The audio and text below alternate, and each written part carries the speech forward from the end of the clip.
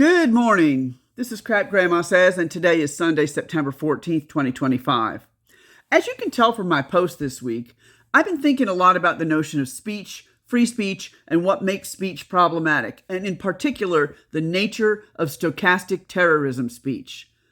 I was sitting there thinking about that subject, largely because my background in law enforcement sometimes leads me down rabbit trails, and because my nerd brain always needs to be working on something. Today's rabbit trail was to ask the question of would Charles Manson, an unquestionable king of stochastic terrorism speech, be convicted today under the way the left and the right define free speech? So, because I'm old and my memory is fallible, I started asking our interesting little friend AI, whose memory is infallible, questions on the subject. I asked, under the standards of free speech held by the right, and then again I asked the question for the left, would Charles Manson likely be convicted today? And the answer it gave me made me very concerned that we're heading toward Biff World in Back to the Future 2, where anything goes and the mob rules. AI told me that Charles Manson would likely still be convicted under the standards of free speech the left holds today. But here's the irony. Under the current free speech standards many on the right like to invoke, Charles Manson probably wouldn't be convicted today. So I asked AI for its reasoning for saying that. And it told me that in recent years, the MAGA right has adopted a speech absolutist pose, that speech is never violence, that words can't hurt you, only actions matter. And it said, the refrain of the right today is always, you can't hold the speaker accountable for what unhinged followers do.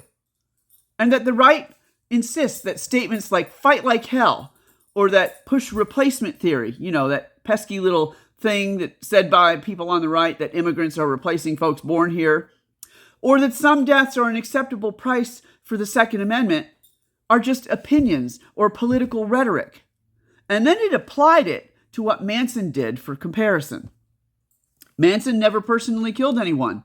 His defense in the 70s was basically, I didn't tell them to kill. They did that all on their own.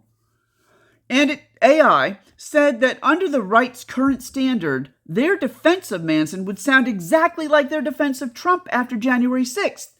He just told them to march peacefully and patriotically, and a few bad apples took it too far.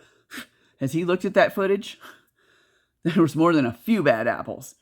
And AI finished up with saying that if Manson happened to go to prison in spite of the standards of the right on free speech, that they would brand him a political martyr, just like they have so many others who have made that same kind of stochastic terroristic speech. And it concluded that if the right's moral logic ruled in the courts, Manson walks. His helter-skelter sermons become protected speech.